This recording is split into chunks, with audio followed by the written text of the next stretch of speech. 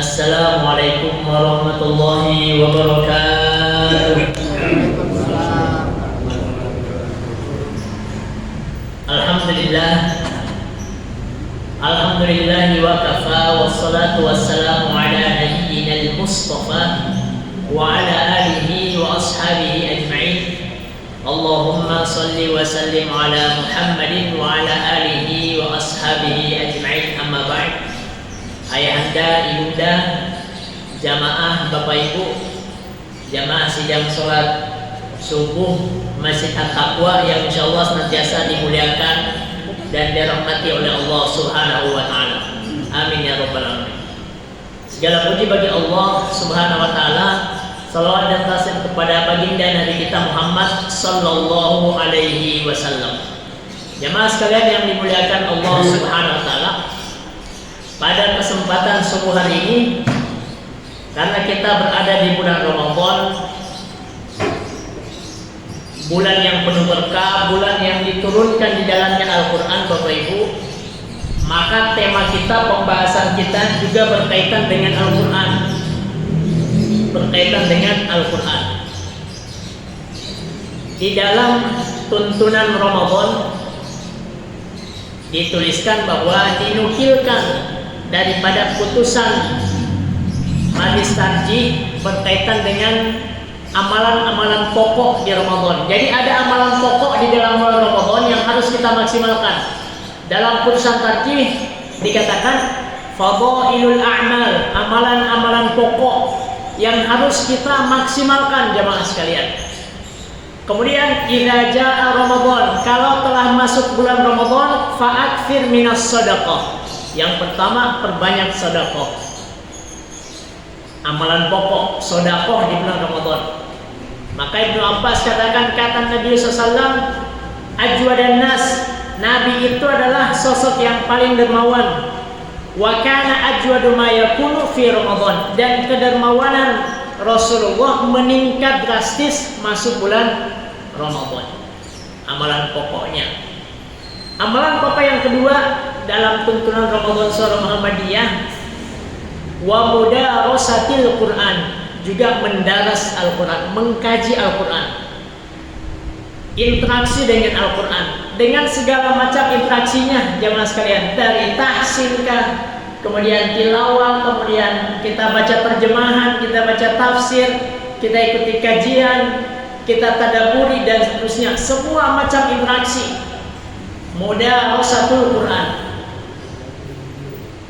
Sebagaimana Rasulullah sallallahu alaihi wasallam ketika masuk Ramadan, maka Jibril setiap malam, wa kana dzalika fi lailatin min Ramadan, setiap malam turun kepada Rasulullah sallallahu alaihi wasallam untuk apa? Untuk mendaras Al-Quran, mendengarkan bacaan Rasulullah sallallahu alaihi wasallam, menyimak bacaan Rasulullah sallallahu alaihi wasallam, dan itu setiap malam di bulan Ramadan. Nah, pada kesempatan subuh hari ini kita akan mengkaji tentang asbabun nuzul, sebab-sebab turunnya Al-Quran. Jamaah sekalian, Bapak Ibu yang dimuliakan Allah Subhanahu wa taala, Al-Quran yang kita baca itulah yang dibaca Rasulullah, yang dibaca para sahabat, tabi'in dan seterusnya. Namun Al-Quran kita ini sudah dibagi menjadi 30 juz, ya Pak ya. Juznya 30, surahnya 114. Pada zaman Nabi belum ada yang dikenal juz 1, juz 2, juz 3. Belum dibagi juz. Ya, pada zaman Nabi. Mengapa? Al-Quran belum sempurna turun. Sampai Nabi wafat sempurnalah turun Al-Quran. Generasi sahabat juga belum dikenal pembagian juz Al-Quran. Kapan dikenal? Pada generasi tabi'in jamaah sekalian. Kenapa dibagi menjadi 30 juz? Juz 1, juz 2, juz 3 sampai juz yang ke-30, mengamalkan hadis Nabi sallallahu alaihi wasallam dalam riwayat Al-Imam Al-Bukhari, kata Nabi, Iqra'il Qur'ana fi syahrin. Kata Nabi, bacalah Al-Quran dalam 1 bulan. Jadi minimal kita nih baca Quran khotam dalam satu bulan satu kali. Maka dari hadis inilah dipahami oleh para generasi tabi'in, wah, satu bulan ini berapa hari Pak? 30 hari. Maka dibagilah dengan seimbang, yang tadinya ayat Al-Quran, surah Al-Quran tidak dikenal juznya, dibagi menjadi 30 juz. Mengamalkan hadis Nabi tadi, supaya Al-Quran ini dalam satu bulan minimal kita khatam membacanya. Dan pada subuh hari ini mungkin ada yang sudah khatam baca Qurannya, mungkin ada yang sudah juz yang ke-29, mungkin ada yang 20 dan seterusnya. Jadi minimal dalam satu bulan kita selesai khatam satu kali. Khususnya di Ramadan kita tingkatkan lagi jemaah sekalian. Nah, Bapak Ibu yang dimuliakan Allah Subhanahu wa taala, asbab nuzulul Quran ini masuk dalam ilmu Al-Quran. Jadi ada ulumul Quran, kuliah ilmu Al-Quran. Tema pembahasannya banyak. Di antara pembahasan ilmu Al-Quran itu adalah sebab turunnya Al-Quran. Dan juga banyak tema-tema lain, tentang sanadnya kah, tentang cara membacanya kah, tentang lafaz-lafaz Al-Quran kah, makna-makna di dalam Al-Quran kah, dan seterusnya. Nah, pertanyaannya, apakah setiap daripada surah ataupun ayat itu mempunyai sebab atau itu mempunyai latar belakang sehingga Al-Quran, sehingga surah dalam Al-Quran, sehingga ayat itu turun? Ternyata berkaitan dengan nuzulul Quran ini dibagi menjadi dua. Dibagi menjadi berapa? Dua. Yang pertama ada surah, ada ayat yang turunnya langsung, tanpa ada sebab, tanpa ada peristiwa, tanpa ada pertanyaan, langsung turun. Maka dikatakan dalam banyak kitab, yang qasimun nuzulul Quran ila qismain, turun Al-Quran itu dibagi menjadi dua.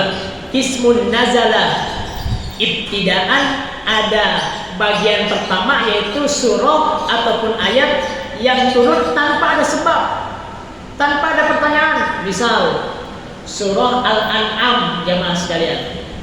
Surah Al-An'am ini surah yang turun utuh dari awal sampai akhir, turun kepada Rasulullah sallallahu alaihi wasallam, dibawa oleh sab'una alfan minal malaikat, dibawa oleh 70.000 malaikat. Masya Allah. Jadi 70.000 malaikat membawa kepada Rasulullah sallallahu alaihi wasallam surah Al-An'am yang jumlah ayatnya 165, turun langsung, tidak didahului oleh peristiwa, tidak ada pertanyaan ataupun hal-hal yang lainnya. Artinya bahwa pada saat turun Al-An'am ini 165 ayat, maka pada saat itu juga Rasulullah sallallahu alaihi wasallam menghafal surah Al-An'am. Jadi satu malam turun sekali, hafal langsung jamaah sekalian. Nah, apa saja contohnya? Misal kisah-kisah Nabi. Kisah-kisah Nabi banyak yang turun langsung kepada Nabi, kepada Rasulullah SAW, yang dibaca oleh kita tadi. Wa ila 'adin akhahum Huda, kepada kaum 'Ad dikirimkan saudaranya Hud. Atau kisah-kisah Nabi yang lain banyak Pak ya. Nabi, kisah pertama dalam Al-Quran, kisah Nabiullah Adam alaihissalam, luar biasa. Dan kisah Adam adalah kisah manusia pertama dan juga kisah pertama yang ada dalam Al-Quran. Manusia pertama, kemudian juga dia adalah kisah pertama yang ada dalam Al-Quran. Jadi sebelum kisah nabi-nabi yang lain, sebelum kisah manusia yang lain, yang pertama muncul kisahnya dalam Al-Quran itu Nabi Adam, jemaah sekalian, di Suratul Baqarah. Ataupun peristiwa yang telah berlalu, peristiwa telah berlalu. Misal contoh surah Al-Fil berbicara tentang pasukan gajah, Pak. Alam taro kaifa fa'ala rabbuka bi ashabil. Ini peristiwanya sebelum Nabi diangkat menjadi Rasul atau setelah Nabi diangkat menjadi Rasul? Sebelum. Ashabul Fil, peristiwa yang telah berlalu dikabarkan kepada Rasulullah Sallallahu Alaihi Wasallam. Umat-umat yang telah berlalu sebelum Nabi dikabarkan kepada Rasul langsung, tanpa ada sebab, tanpa ada pertanyaan, dan tanpa ada peristiwa yang mendahuluinya. Maka ini bagian pertama daripada Al-Quran. Wa huwa ghalibu ayatil Quran, dan inilah yang umum dalam Al-Quran, dalam ayat-ayat ataupun surah-surah dalam ini yang umum. Nazala ibtidaan, turunnya langsung. Peristiwa gaib yang akan terjadi, peristiwa gaib banyak dalam Al-Quran. Peristiwa kiamat, ayat-ayat tentang ayat surah-surah Makkiyah juz 30 umumnya bicara tentang kiamat, langsung Allah turunkan tanpa ada sebab, tanpa ada peristiwa. Surga dan neraka Allah jelaskan. Mathalul jannati allati wa'idal muttaqun fiha anharun min ma'in ghairi asin, dan seterusnya. Nah, inilah umumnya ayat ataupun surah dalam Al-Quran.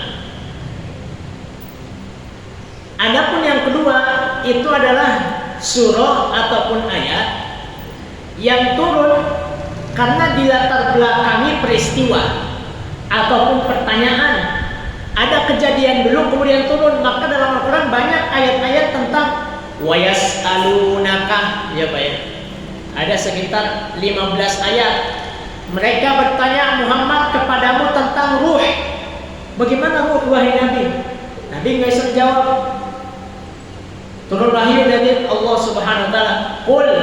Qulir ruhu min amri Rabbi. Katakan Muhammad, ruh ini perkara Tuhanku Allah Subhanahu wa taala. Wa yas'alunaka 'anil mahid, mereka bertanya tentang haid. Wa yas'alunaka 'anil ahillah, mereka bertanya tentang bulan-bulan. Wa yas'alunaka 'anil jibal, banyak ayat-ayat tentang pertanyaan kepada Nabi sallallahu alaihi wasallam. Kemudian Allah turunkan ayat. Jadi ada peristiwa, ada perkataan, ada ungkapan, baik itu dari sahabat ataupun dari musuh-musuh Rasulullah Sallallahu Alaihi Wasallam, baik dari kaum kafir Quraisy. Jadi baik dari sahabat ataupun dari kaum kafir Quraisy. Nah, ilmu ini penting. Al-Imamul Wahidi katakan, la yumkinu ma'rifatu tafsiril ayati dunal wuqufi ala qissatiha wa bayani nuzuliha. Seseorang tidak akan mengetahui maksud, mengetahui tafsir dari satu ayat tanpa berpegang pada peristiwa dan konteks turunnya ayat. Kalau tidak dipahami, maka bisa salah tafsir, salah pemaknaan. Lantas apa yang dijadikan patokan dalam ilmu asbabun nuzul ini? Tidak ada patokannya kecuali riwayat dari sahabat. Mengapa dari sahabat? Karena sahabatlah yang menyaksikan peristiwa itu, ya Pak ya. Sahabatlah yang bertanya kepada Rasulullah SAW. Turun ayat, turun Jibril kepada Rasulullah SAW, disampaikan wahyu, disuruh catat oleh sahabat. Ada pertanyaan dari kaum kafir Quraisy bertanya kepada Nabi. Nabi belum tahu jawabannya, menunggu wahyu dari Allah Subhanahu wa taala. Turun wahyu. Yang menyaksikan siapa? Sahabat. Maka dari Rasulullah sallallahu alaihi wasallam, kemudian kepada sahabat, kemudian kepada tabi'in, riwayat. Maka Al-Imam Suyuti, ulama terkenal, Imam Suyuti, penulis kitab tafsir Jalan Jalalain Jalaluddin Asyuti wafat 911 Hijriah, punya kitab yang membahas, mengkaji semua tentang sebab-sebab turun Al-Quran, surah ataupun ayat. Nah, ini perkataan Al-Imam Al-Wahidi, la yahillul qawlu, tidak boleh mengatakan dalam asbabun nuzul kecuali dengan riwayat.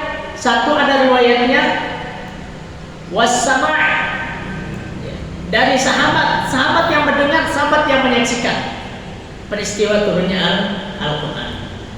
Kemudian Ibnu Daqiq Al-Aid katakan, bayanu sababin nuzul tariqun qawiyyun fi fahmi ma'anil Quran. Jadi di bulan Ramadan ini jamaah sekalian, interaksi kita dengan Al-Quran tidak hanya sampai pada tilawah saja, tapi kita tingkatkan. Misal kita punya program baca terjemah juz 30, luar biasa. Baca terjemah juz 30. Kemudian selesai juz 30 naik baca terjemah juz 29. Karena terjemah ini adalah tafsir pertama, tafsir dasar. Karena Al-Quran turunnya bahasa Arab, inna anzalnahu Qur'anan Arabiyyan. Karena bahasa Arab, maka kita butuh bantuan. Kita baca tafsir, kita baca terjemahan, minimal dari awal kita baca terjemah. Juz 30 temanya apa? Hari kiamat, penguatan tauhid. Ulama banyak yang menulis tentang asbabun nuzul. Ini beberapa kita tuliskan, dan diantara yang terkenal adalah Jalaluddin Asyuti. Judul kitabnya Lubabun Nuqul fi Asbabin Nuzul. Baik, jamaah sekalian, Bapak Ibu yang dimuliakan oleh Allah Subhanahu wa Ta'ala. Lantas pertama adalah definisi daripada sababun nuzul. Tadi kita sudah singgung sedikit. Sababun nuzul ma'nahu ma nazalatil ayatu ayyama wuqu'ihi mutadamminatun lahu aw mubayyinatun li hukmi. Jadi sebab nuzul adalah diturunkannya Al-Quran atas sebuah kejadian. Jadi respon terhadap kejadian di zaman Rasulullah SAW. Untuk apa? Menjelaskan kejadian tersebut. Dijelaskan hukumnya oleh Allah Subhanahu wa Ta'ala. Jadi satu, respon apakah perkataan ataupun peristiwa yang terjadi, direspon oleh Allah Subhanahu wa Ta'ala dengan turunkan wahyu kepada Rasulullah sallallahu alaihi wasallam. Hikmahnya banyak. Contoh surah Al-Mujadilah. Surah Al-Mujadilah, dan ini yang sangat terkenal. Jamaah sekalian yang dimuliakan Allah Subhanahu wa Ta'ala, Allah firmankan dalam surah Al-Mujadilah surah 58, jumlah surah dalam Al-Quran 114. Al-Mujadilah ini surah yang ke 58, berarti udah setengahnya, ya baik. Al-Mujadilah ini adanya di juz 28. Berarti setengah dari surah Al-Quran itu dari juz 28, 29 sampai 30. Berarti yang udah baca daripada juz 1 sampai juz 27, berarti dia baru baca setengah surah dari Al-Quran. Karena Al-Quran 114 surah. Al-Mujadilah atau Al-Mujadalah bisa, Al-Mujadilah juga, itu surah yang ke-58. Seperdua daripada surah Al-Quran itu ada di juz 28, 29, 30. Maknanya betapa pendek-pendek ayat-ayat yang surah-surah yang ada di 28, 29. Berarti yang udah hafal juz 30, hafal juz 29, hafal juz 28, dia sudah menghafal setengah Al-Quran. Karena surah yang dia hafal dari 58 surah. Al-Quran 114 surah, tinggal setengah lagi. Masya Allah. Itulah mengapa para guru-guru kita hafalkan, ajarkan kepada kita biasanya hafal dari belakang. Kenapa? Nyampe juz 28, wah udah setengah Al-Quran nih. Udah 58 surah, 58 lagi. Cuman 58-nya panjang. Ada 27 juz. Ini cuma 3 juz, 28, 29, 30. Jamaah sekalian yang dimuliakan Allah Subhanahu wa taala. Surah Al-Mujadilah Allah firmankan, "Qad sami'a Allahu qaulal lati tujadiluka fi zawjiha wa tashtaki ila Allah wallahu yasma'u tahawurakuma." Sungguh Allah telah mendengar ucapan perempuan. Nama wanita ini Khawlah binti Tha'labah. Jadi Khawlah binti Tha'labah datang kepada Rasul mengadukan suaminya. Mengadukan siapa? Suaminya. Di rumah ada Aisyah. Karena nggak mungkin Nabi berduaan dengan wanita lain. Tentu ada Aisyah radhiyallahu anha, istri daripada Rasulullah sallallahu alaihi wasallam. Wa tashtaki ila Allah wallahu yasma'u tahawurakuma innallaha sami'un basir. Sungguh Allah mendengar ucapan perempuan yang mengajukan gugatan kepadamu tentang suaminya, Aus, suaminya, kepada Rasulullah dia juga. Dan Allah mendengar percakapan antara kamu. Jadi datang wanita Khawlah mengadukan kepada Rasul, "Wahai Rasul, inna zawji, sesungguhnya suamiku ini telah membersamaiku sejak lama. Bahkan saya hamil daripada anaknya sampai berapa anak kami. Giran saya sudah masuk usia, artinya udah tua. Zaharani, suami saya menzihar saya." Maka dalam Al-Quran ada hukum zihar. Suami katakan kepada istri, "Anta alayya ka zuhri ummi." Istri, engkau bagi saya itu bagaikan punggung ibuku. Artinya dia mengharapkan untuk berhubungan dengan suaminya, karena menyamakan suaminya dengan ibunya, ibu kandungnya, yang tidak boleh untuk berhubungan karena mahram. Maka mengadu Khawlah ini kepada Rasul perihal bagaimana terkait hukum ini, wahai Rasul, terkait perkataan suami saya seperti ini. Di rumah itu ada Rasul, ada Aisyah. Aisyah mendengar nggak pengaduan wanita ini? Mendengar tapi samar dan tidak tahu Aisyah apa yang diadukan. Padahal ada satu rumah di situ, jamaah sekalian.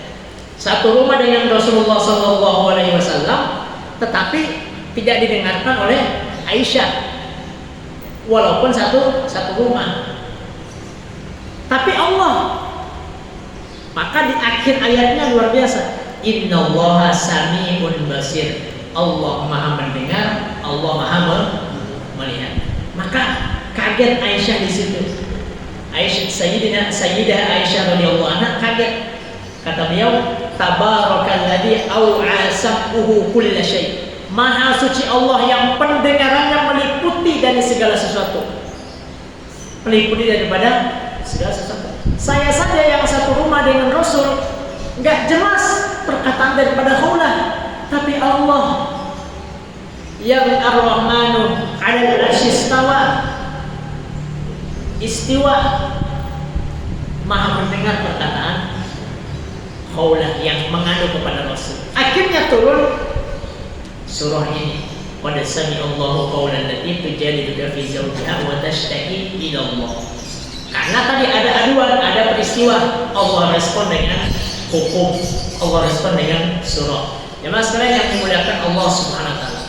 Contoh yang kedua, ada ayat umum. Apabila ada lafal yang diturunkan umum, kemudian ada juga ayat yang sama, pembahasannya sama, tapi sebabnya berbeda.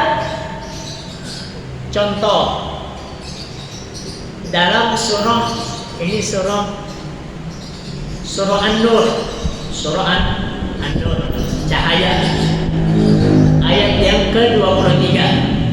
Bunyi ayatnya, "Innal ladzina yarmunal muhsanati ghafiratil mu'minati lu'inu fid dunya wal akhirah wa lahum adzabun adzim."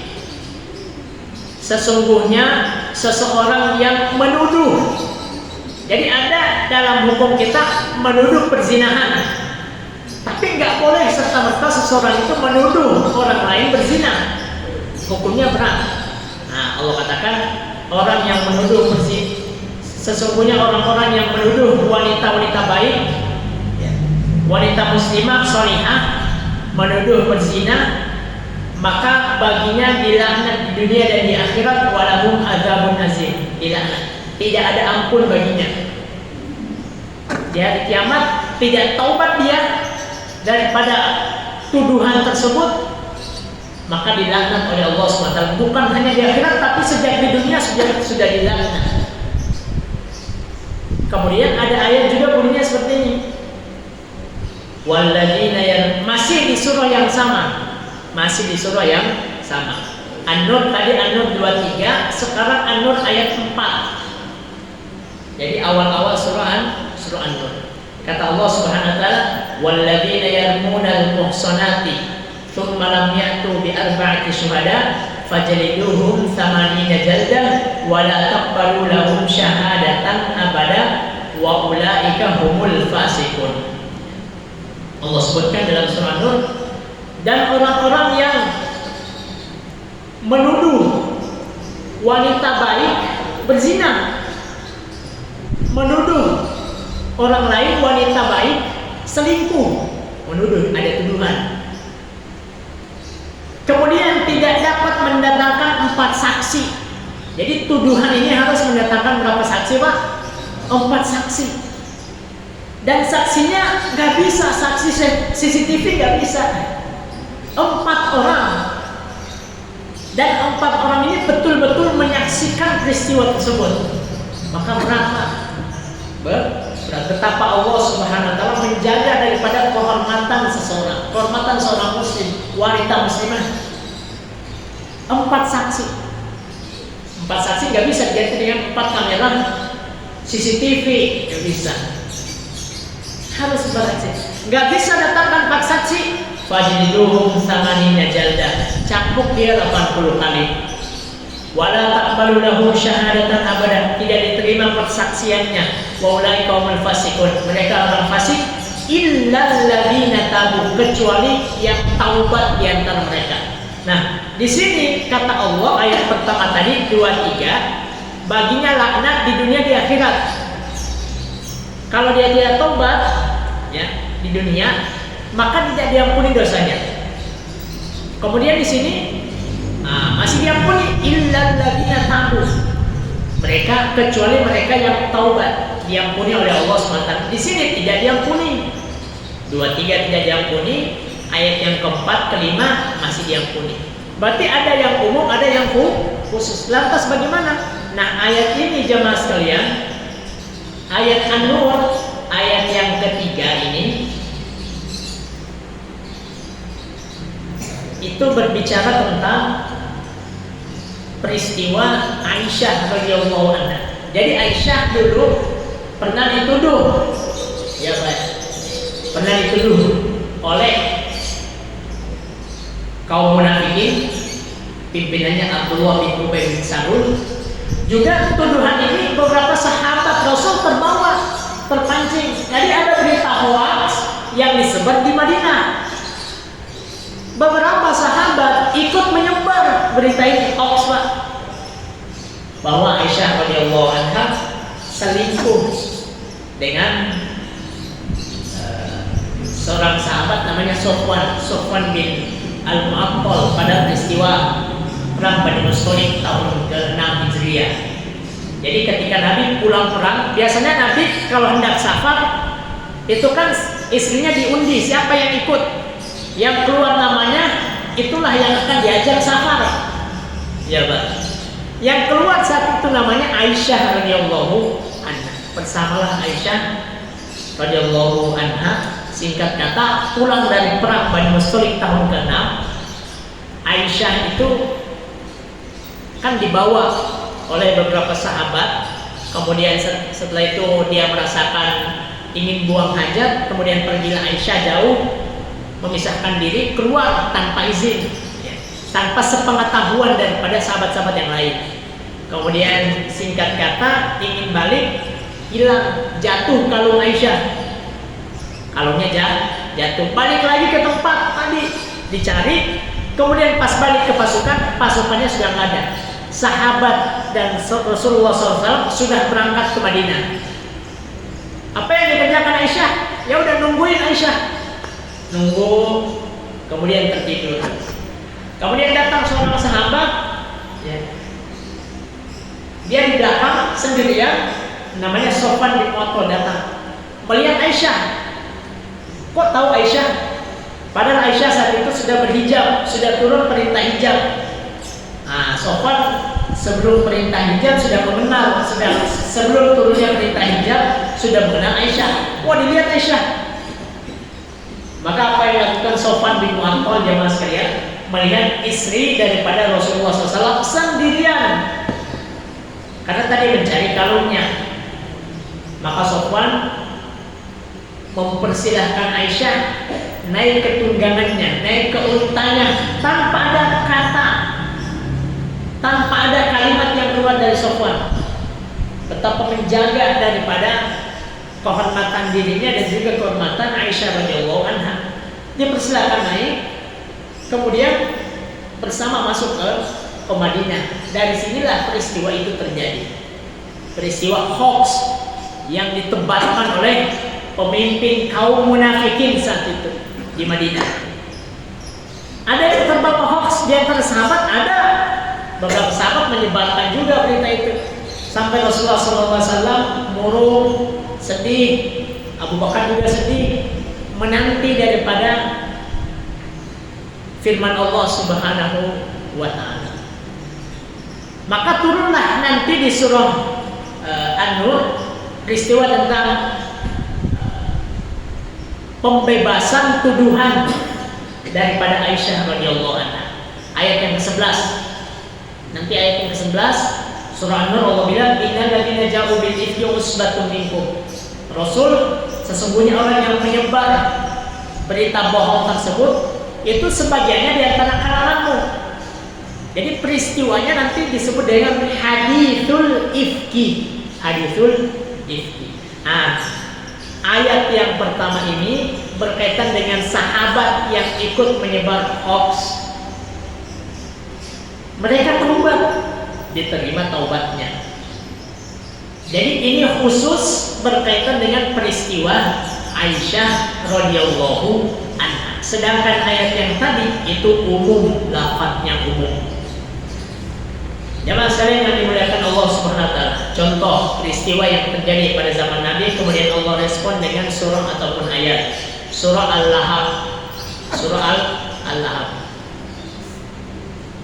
Bismillahirrahmanirrahim. Tabbat yada abi lahabin wa tab, ma aghna anhu maluhu wa ma kasab, sayasla naran dzata lahab wa imratuhu hammalatal hatab fi jidha hablum min masad. Surah ini jamaah sekalian turun ketika Abu Lahab masih hidup. Ya baik, betul. Masih hidup Abu Lahab. Masih hidup Abu Lahab. Dan Abu Lahab tahu ada surah ini. Berarti sebenarnya yang paling punya kesempatan merusak daripada kebenaran risalah Al-Quran siapa? Abu Lahab. Coba bayangkan kalau Abu Lahab mengatakan, wah ada surah nih, celaka bagi saya, saya pura-pura masuk Islam. Kalau Abu Lahab pura-pura masuk Islam, berarti surah ini kurang tepat. Tapi sampai meninggal jamaah sekalian, Abu Lahab pura-pura masuk Islam pun tidak. Betapa kemu'jizatan Al-Quran ini. Bayangkan Abu Lahab tahu surah ini, tahu. Wah, saya punya kesempatan ini menyalahkan Al-Quran. Gampang, saya pura-pura aja masuk Islam. Salah tuh Allah. Tapi sampai wafatnya jemaah sekalian, pura-pura saja dia masuk Islam, tidak. Kemu'jizatan Al-Quran.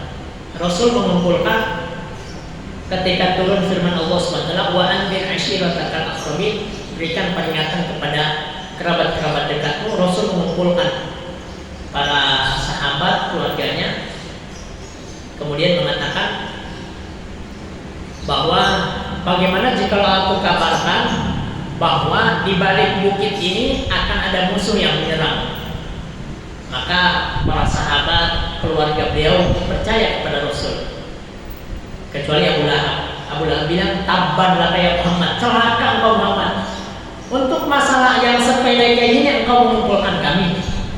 Maka Allah turunkan surah Al-Alaq. Ada peristiwa Abu Lahab menghina Rasulullah Sallallahu Alaihi Wasallam, maka Allah turunkan ayat ini. Jemaah sekalian yang dimuliakan Allah Subhanahu Wa Taala, untuk faidah daripada sabab nuzul untuk memahami makna Al-Quran Al-Karim. Contoh, kita baca ayat ini, Inna Safa wal Marwata min sya'airillah. Kita umroh, kita haji, di antaranya setelah kita tawaf itu kita minum zam-zam, kemudian kita sa'i antara Safa dan Marwah, ya. Dan itu menjadi rukun wajib. Inna Safa, sesungguhnya Safa dan Marwah adalah sebagian dari syiar Allah. Maka barang siapa yang beribadah haji ke Baitullah atau umroh, maka tidak ada dosa baginya mengerjakan sa'i antara keduanya. Tidak ada dosa baginya. Para sahabat memahami hadis, memahami ayat ini, datang kepada Aisyah. Aisyah, ayat ini bilang tidak ada dosa baginya. Berarti kalau kita tidak sa'i antara Safa dan Marwah, maka tidak apa-apa. Artinya bukan wajib, bukan rukun, tetapi sunnah, karena tidak ada dosa. Tidak ada dosa. Maka dijelaskanlah Aisyah radhiyallahu anha bahwa peristiwa turunnya ayat itu, bahwa ayat ini mempunyai latar belakang peristiwa. Apa latar belakangnya? Dulu sahabat antara Safa dan Marwah, tradisi jahiliyah diantaranya adalah banyak melakukan peribadatan di antara Safa dan Marwah ini, di bukit-bukit ini peribadatan banyak.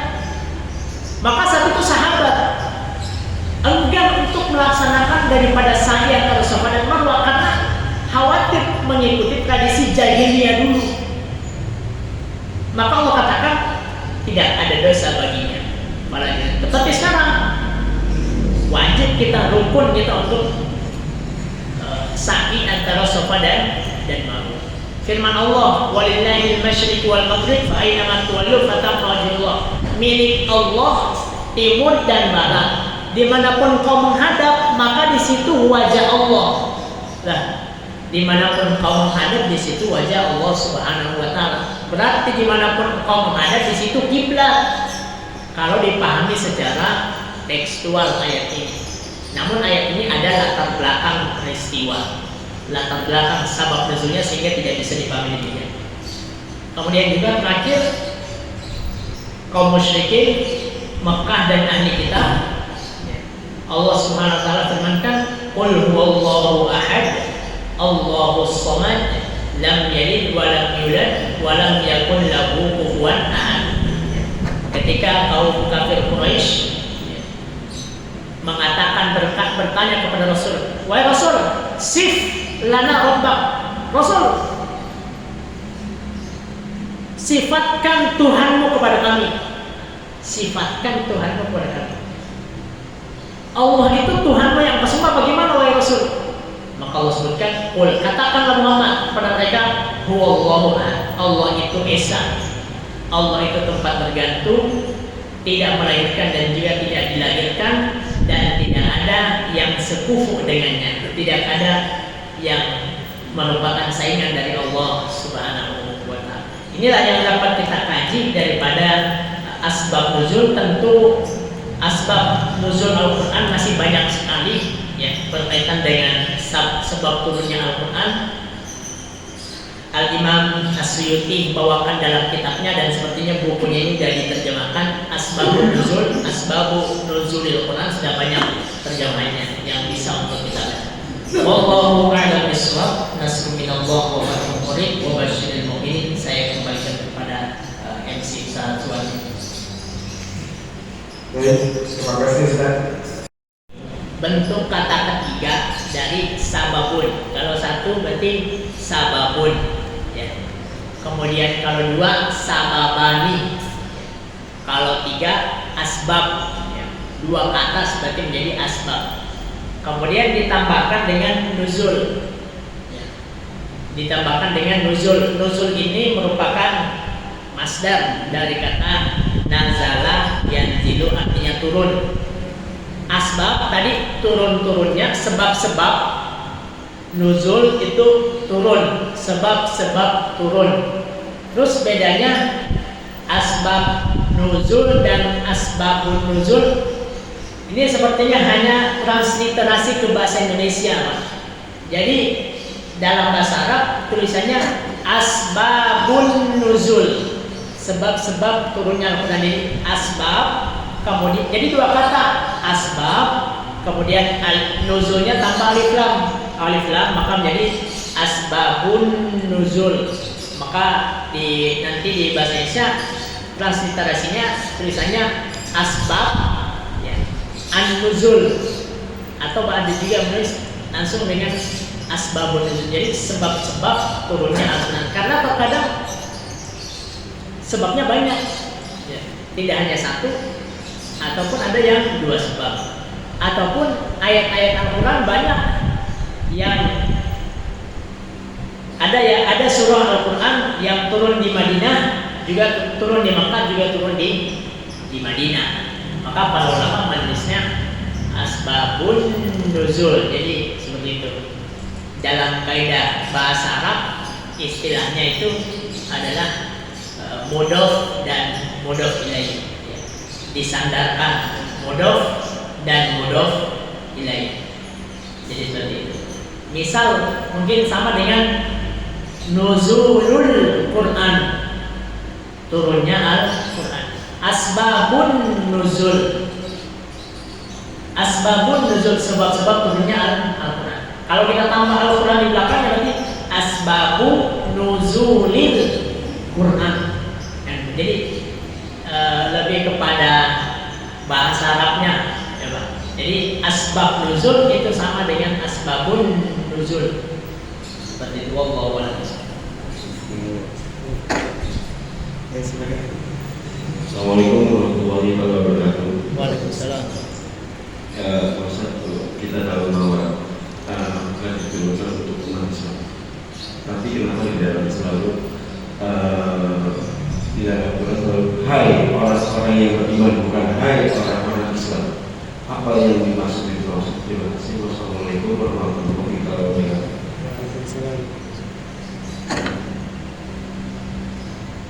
Ya, jadi panggilan dalam Al-Quran itu yang pertama ya ayyuhan nas ada, ya ayyuhallazina amanu ada, ya ayyuhallazina aslamu tidak kita dapatkan. Maka tingkatan dalam syariat kita ini ada dikenal dengan Islam, iman, dan ihsan, sebagaimana dalam hadis Jibril, Pak. Hadis Jibril, hadis yang kedua daripada Arba'in Nawawi. Jadi Islam, kita ini umat berislam, dan Allah banyak menyebutkan muslimun dalam Al-Quran. Wala tamutunna illa wa antum muslimun. Jangan sekali terwafat kecuali engkau dalam keadaan berislam. Nah, berislam ini adalah level pertama. Tingkatan pertama. Maka semua yang dilahirkan di muka bumi ini pada hakikatnya dia dilahirkan dalam keadaan fitrah berislam, yaitu mempunyai agama, mempunyai Tuhan. Nah, Islam ini dari taraf sekedar Islam dinaikkan ke tingkat berikutnya, yaitu iman. Jadi Islam, kata ulama, ini adalah amalan-amalan zahir, sholat. Maka hukum Islam itu kan amalan-amalan yang nampak, Pak. Sholat, terus zakat, puasa bulan Ramadan, ngaji, apalagi nampak. Amalan-amalan zahir. Iman tidak hanya sekedar zahir tapi juga batin. Beriman kepada Allah nampak, beriman kepada malaikat hati. Maka Allah Subhanahu wa taala dalam surah Al-Hujurat, datang orang Arab bilang kepada Rasul, "Wahai Rasul, saya telah beriman." Qalatil a'rabu amanna. Kata Nabi dalam Al-Hujurat itu, "Qul lam tu'minu," katakan kepada dia Muhammad, "Kau belum beriman." "Walakin qulu aslamna," tapi sebutkanlah bahwa kamu telah berislam. Jadi berislam dan beriman ini bisa beda. Sebagaimana orang-orang Badui tadi, "Saya sudah beriman," kata Nabi, "Belum, kau masih berislam." Kenapa? Walamma yadkhulul imanu fi qulubikum. Karena iman belum sampai masuk kepada hati-hati kalian. Jadi keimanan ini adalah peningkatan daripada keislaman seseorang. Kalau sudah yang nampak selesai, maka selain yang nampak juga harus ada yang namanya iman dalam hati. Karena yang nampak ini, sholat, zakat, puasa, haji, syarat diterimanya harus ada iman. Orang kafir sedekah tapi tidak dasar iman, tidak diterima oleh Allah Subhanahu wa taala. Di dunia bernilai sosial baginya, tapi pahala tidak bernilai. Kenapa? Tidak ada iman. Maka Allah sering memanggil kita, "Ya ayyuhallazina amanu kutiba alaikumussyam." Karena yang namanya puasa ini berat. Hanya mereka yang beriman yang mampu untuk melaksanakannya. Bayangkan nasi putih di luar Ramadan setiap hari kita makan, di pagi hari, di siang hari kita makan. Tapi masuk Ramadan, pagi hari, siang hari tidak kita makan. Kenapa? Ada iman. Maka Allah panggil dengan ya ayyuhallazina amanu. Maka kita tingkatkan daripada keislaman sampai kepada keimanan. Cuman ketika Allah bicara takwa, Allah bilang wala tamutunna illa wa antum muslimun. Tidak, Allah bilang wala tamutunna illa wa antum mu'minun. Janganlah engkau sekali-sekali wafat kecuali dalam keadaan berislam. Karena Islam ini adalah dasar, pondasi minimal. Maka tidak bisa dalam akidah Ahlussunnah wal Jamaah seseorang serta-merta menuduh orang lain keluar daripada keislaman, murtad daripada keislaman. Maka jelas hadis Jibril. Yang pertama, Jibril nanya kepada Nabi tentang Islam. Dijawab Nabi dengan rukun Islam. Jibril nanya rukun iman. Jibril tanya tentang keimanan, dijawab Jibril rukun iman. Antunya bila malaikatihi wa rusulihi wa kutubihi wal yawmil akhir wa tu'minu bil qadari khairihi wa syarrihi. Kemudian tingkat setelah keimanan, keislaman. Maka ada hadis ihsan. Maka ada hadis Nabi kayak gini. Al-muslimu man salimal muslimuna min lisanihi wa yadihi. Orang muslim itu adalah orang yang muslim yang lain selamat dari tangan dan lisannya. Artinya dia menjaga perangainya, akhlak sosialnya. Kemudian Nabi bilang al-mu'min, adapun orang mukmin, man aminahun nas, adalah orang yang orang lain percaya kepadanya. Jadi kalau beriman, berislam, orang lain selamat daripada perangai kita, lisan dan tangan kita. Tetapi mukmin tidak serta-merta hanya sampai orang lain selamat daripada perbuatan kita, tapi sampai kepada orang lain itu percaya kepada kita. Maka kaum kafir Quraisy sebenci-bencinya kepada Nabi Muhammad SAW ketika hendak menaruh barang, mengamanahkan, satu nama yang terlintas di benak mereka, hanya Muhammad yang dapat kami percayai. Maka disebut dengan Al-Amin, yang maha seseorang yang sangat amanah. Al-Amin. Amin, ya akar katanya juga aminah yang iman. Maka kita tingkatkan daripada keislaman sampai kepada keimanan, dan tingkat tertingginya adalah ihsan. Jadi ada semacam hierarki jamaah sekalian. dari Islam, kemudian naik keimanan, kemudian naik pada ihsan. Wallahu a'lam bishawab. Baik, cukup menarik Bapak-Bapak sekalian karena waktu juga sudah